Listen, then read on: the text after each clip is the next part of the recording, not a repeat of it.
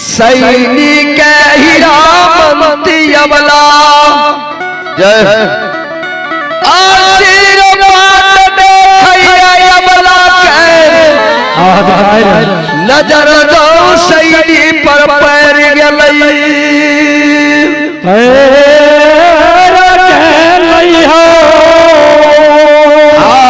फूल पत्ता डर में सैनिक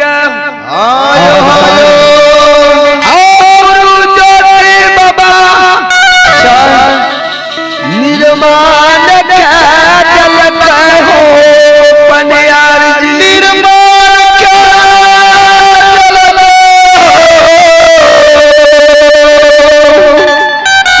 वाला सैनिक देख के घैला के रुलिया खिदल सैनी सही रामती वाला बात करैया की कहैया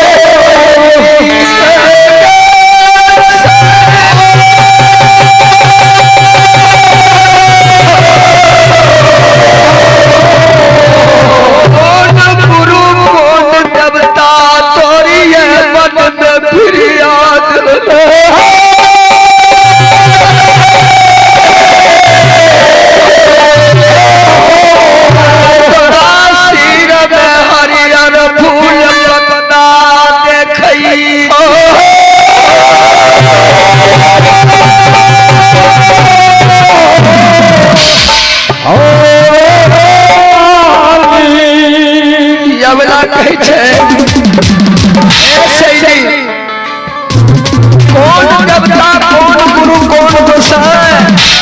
आये बन में तोर याद ले छो हमरो तू बता दे सैनी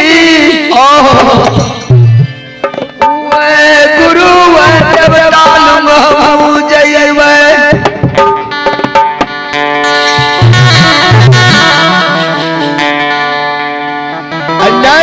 बतई थी अजया आय तोरा कल्ला में कल्ला मिलबो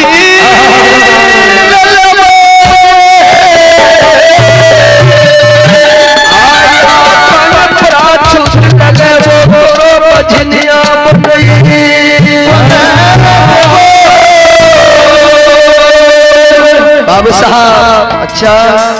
इतना के शब्द हिया सैनिक सुने छे सैनिक कहे पूछले सैनिक कहे छे बहन एक 12 वर्ष पर पुण्याय भेलो आ ओहो हो तू याद के हमरा कहे छ गल्ला में गल्ला लपेट के हम बांझ बना देबो हे बहन सुनो हमरा आशीर्वाद में तू दुर्भाग्य नहीं दे हम सही रास्ता तोरा बता दे छो ये गुरु जे देवता हमरा कलकै वही देवता के नाम बता दे छो वही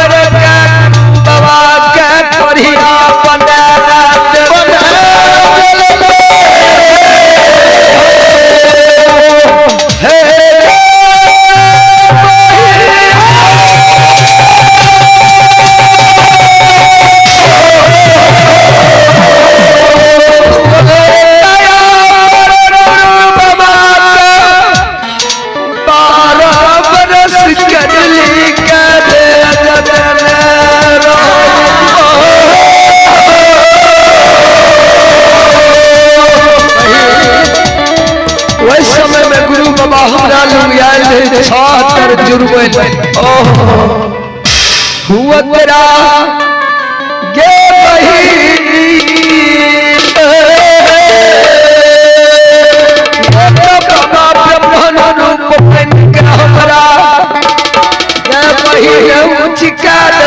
सिखा दुर्बल बढ़िया आवे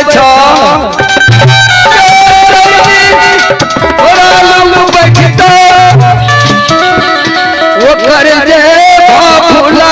तोरा शरीर बहुत बढ़िया बढ़िया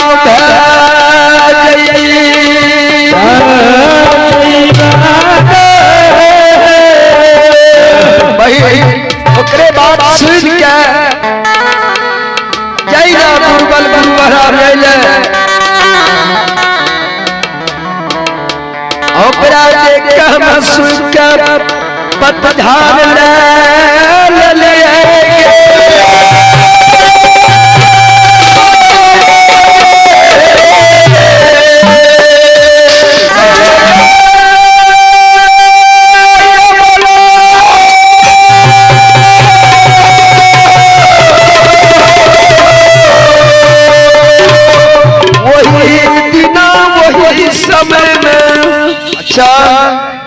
गुरु बाबा हमारा दुर्भाग्य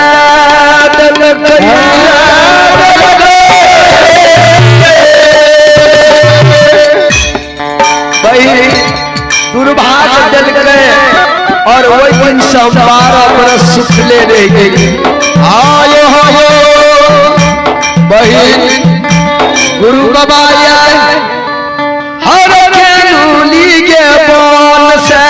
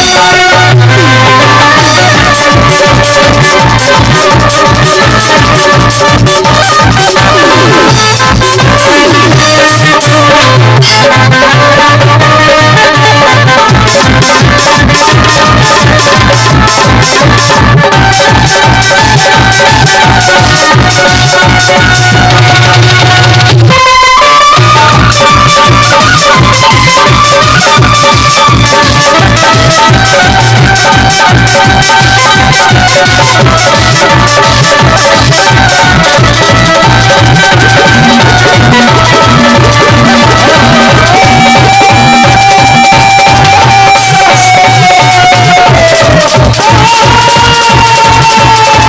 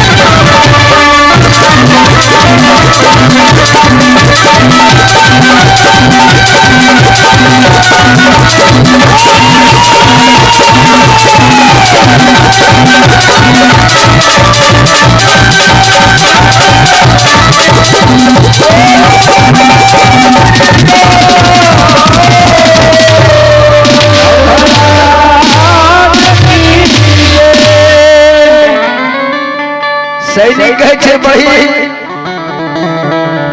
जो जो सही रास्ता तोरा बतावे छियो अखनी चौधो पद देवता मुनि लाका गुरु ज्योति बाबा अखनी अचमित नगर में राजा की मरल बेटा लेता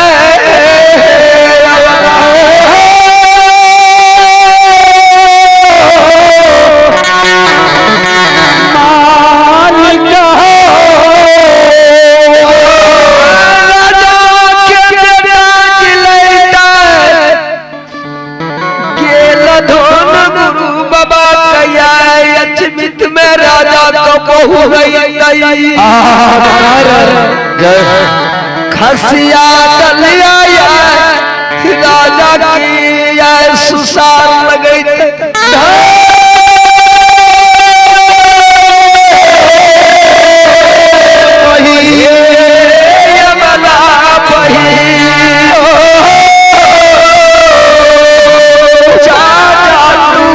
अचमितपुर में सहजो बाबा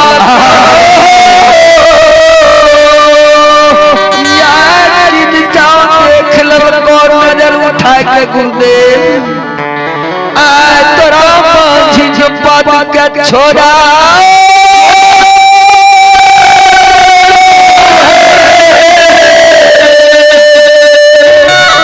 हमरा 12 वर्ष में जी ले छी हमरा लपट कल के ठीक है कल के हो भाई सही रहता बत जय बाबूजी अबला वहां से सीधा उठल के की बात सही कहे छे गंगो सह कहल के सैनियो सह कहल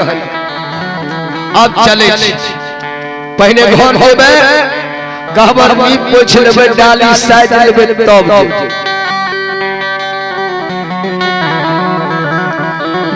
बाबूजी हो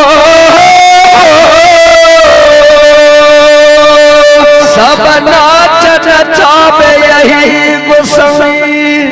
आयो ए देवता बड़ा खतरनाक छे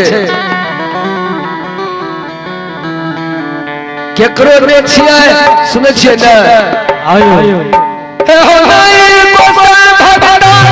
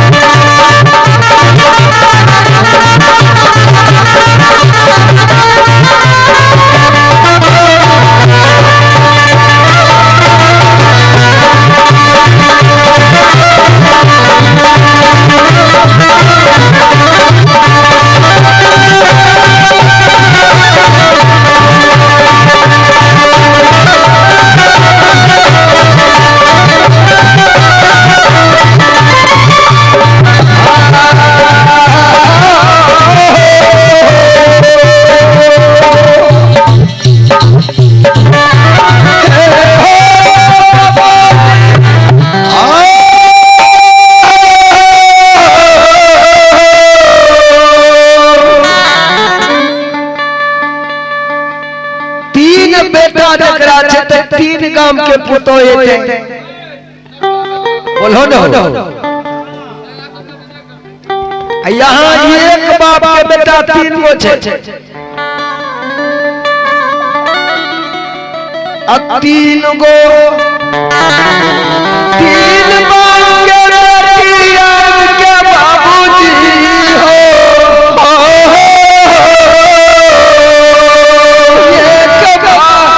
बाप के बेटा को अलग अलग फुटा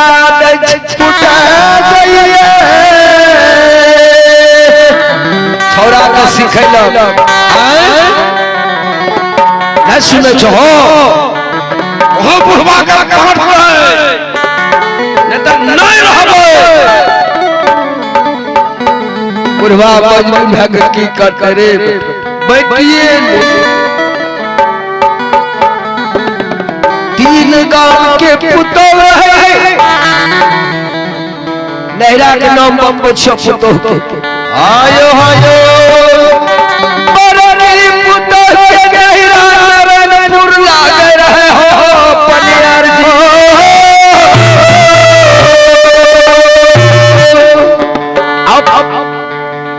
अब मंझली के ओकर नहिरा लोग छिया लागे रहे आयो आयो साइडे में कॉर्नर आ सबसे छोटी कल कर कुर्सेला हाँ जब तीनों पुतो तमा भगला देखे चाहे आइए तेरा पता चल बाबूजी बुढ़वा घंटा होशियार बुधियार में रहे है हो कुछ पूंजी बुढ़वा रखने रही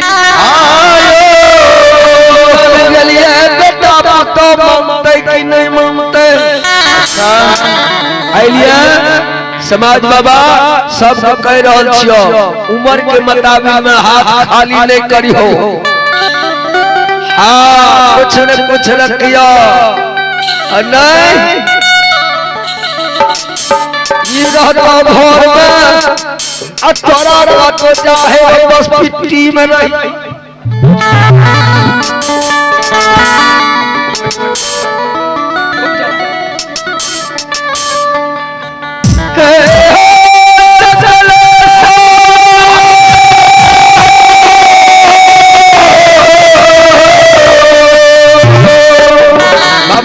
आजकल बियाह शादी करे छे एक सुन के लड़का लड़की के पसंद करे छे लड़की लड़का के पसंद करे छे तब गार्जियन के बाप गेल भैंस पहले अब फौजों से भर जाए छे लेकिन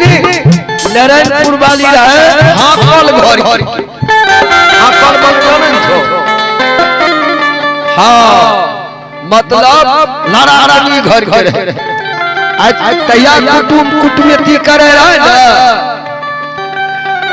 तो पड़ोसी सब पूछ ले रहे हे अकरा से कुटुम्बी करे छी के बोलत एकर केहन छे रहन सहन भैया पूछे पता लगे काम करे रे कुटुम्बी ओहो चला नारायणपुर वाली बड़ा झगड़िया घर घर लोग छियावा 18 से लावा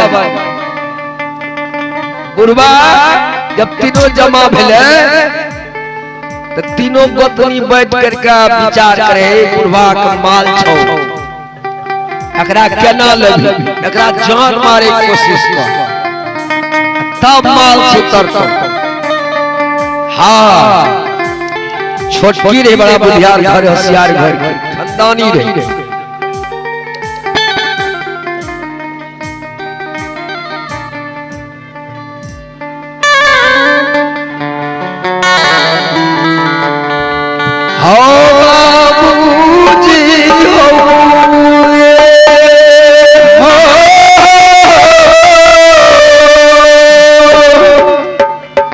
रात में नारायणपुर वाली है,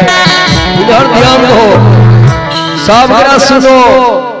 कहानी ने छे जे घर में बीती रहलो छ वह बात कही रहलो छ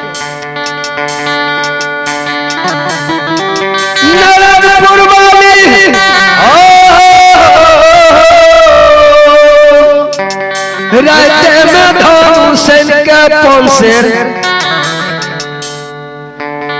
कल के भाई लोग अच्छा वाली सुन जे कहबो वह कहिए तो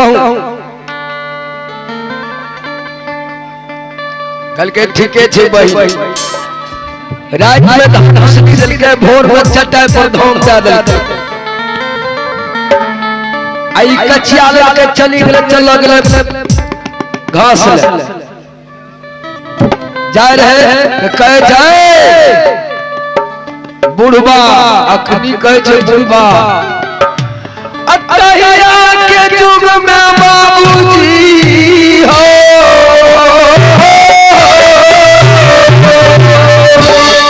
बाबू का कहे बाबू यो बाबू सही बात है माय के सांस करे माये आया के डायरेक्ट लगवे छे बुढ़बा या बुढ़िया आधार शब्द वह कुछ जगछिया वाली कह रहल छे लेनपुर वाली हे बुढ़बा सुनो हमें जा छे गांव से ले ए धान लानी के छे ठे बैठलो रहियो देखना भाषा छी बैठलो रे आई ने अकोटा धान जो कहीं कौआ कल को महीना आया बेटा कोई काम नहीं करता गजना टेंगरी पकड़ चारों तरफ घींच के छाल छाल उड़ाए दे वो ई तो कहल भैया ना लेकिन ई मंगल में गावे छे सुनियो हे परपन बीतल तारयापन हे बीतल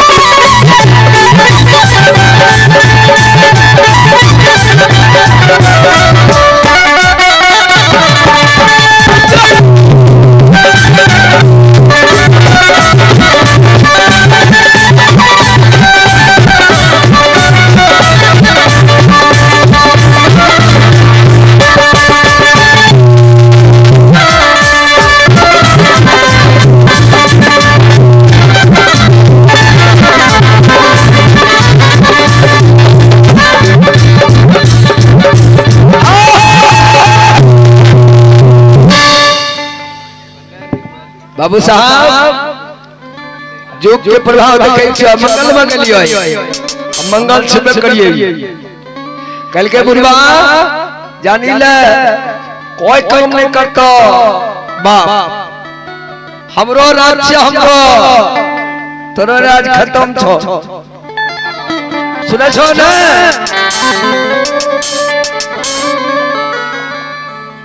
मंजली कहे छे उड़े से निकल के बहिरिए हमरो गावे के मन कर लगे मंगल यहाँ से गलिए ना हमरो मन करे लगले कि मंगले गई कल के त गावे ना कहे छे घर में खर्ची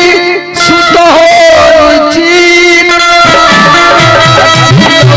पैसा लगी बाबू घर में खर्चा बता दे कहे तो यार नहीं जबे आए सुतबे हैं आई जो घर में खर्चा ने छे त धूल से आई बाप हैं एगो बांस काट के जरूर चट्टा सूप हेतै जब कहीं का से होइए जेते बाबूजी आ दिल जो उमय गेला त गीत गाब लियो ओ एक बोली के बंद नहीं करियो एकरा छीटे कोशिश करियो मंझली पुतो कहे छ ओकर एरिया उठाए के कि बरमान बीतल तरनिया अपन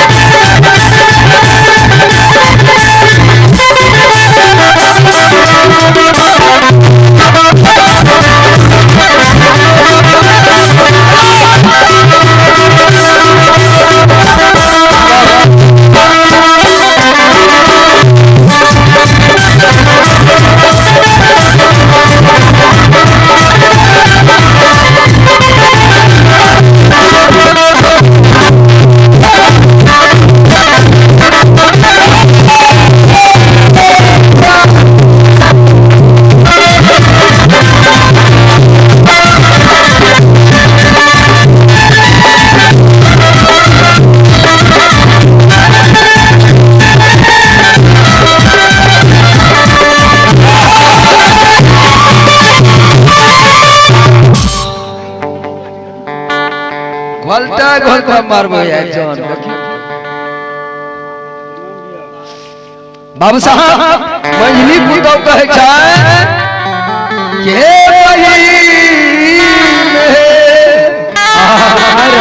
हालाई बुढ़वा मर जेते आते अपना के घर बाहर करे लागल बुढ़वा चले न दे छै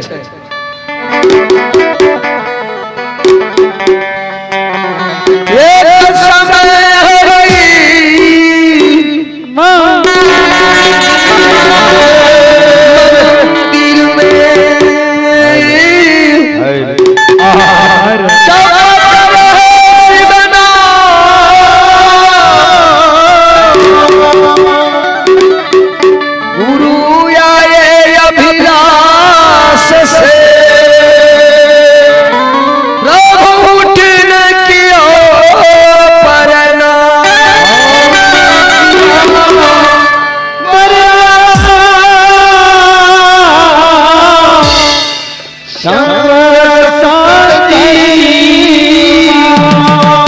गुरु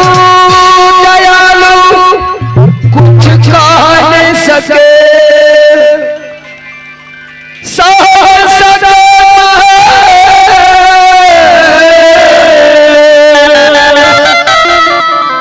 कारण प्रभु काग भयो सुनो नरपति खबे सिया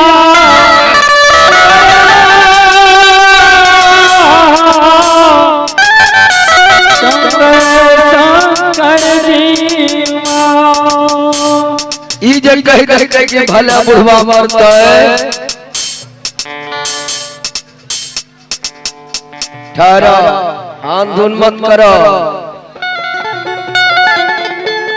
आंधुन नहीं करता सब चीज हम अपने दे देबे हमरा चरिया भी शीश नहीं करो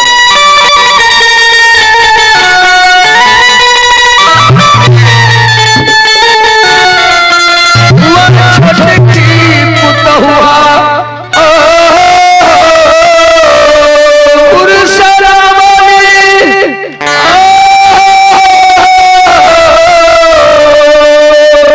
दोनों की मुझे खाली और से चल गए ले कुर्सिला वाले सज्जन घर के रहे ईमानदार घर के बाप बाप कर सोच रहे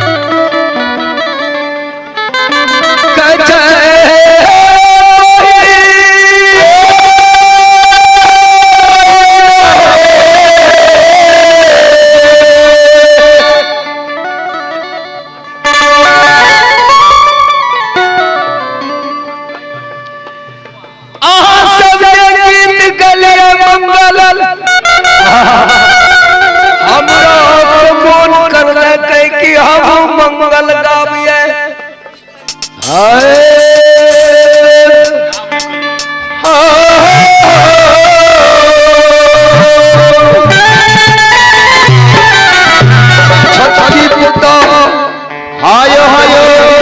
हमरो मोट करे लागे गावे गैया अच्छा गावे लगे तोरा के रोकै छौ छोटकी कह रहल छै समय तक के बुढ़वा के तकलीफ देते ए पर अपन बीता तावरिया पनिए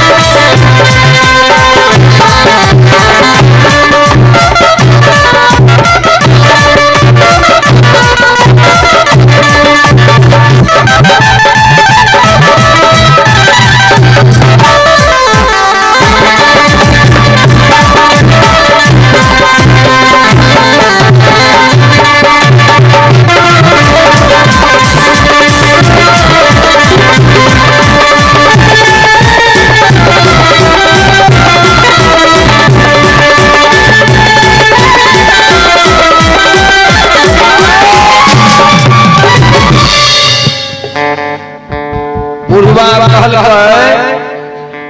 कहलो तो हमर छोटकिए पुतौ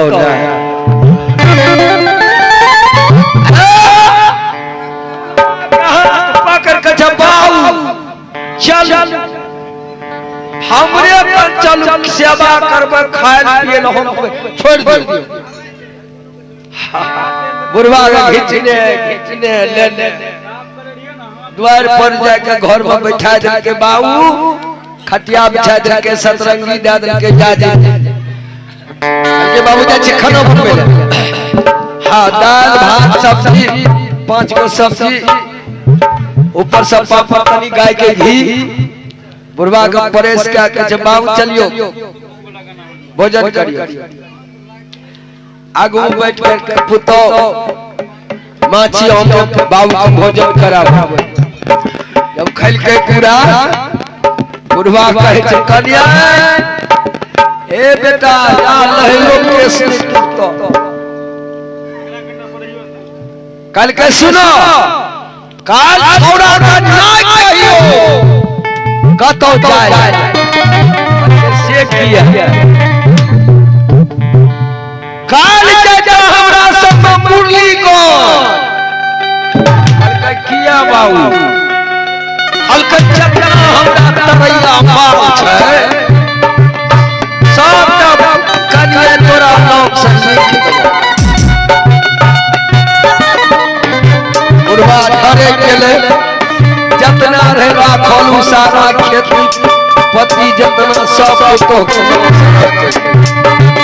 दोनों रह गए कंगाले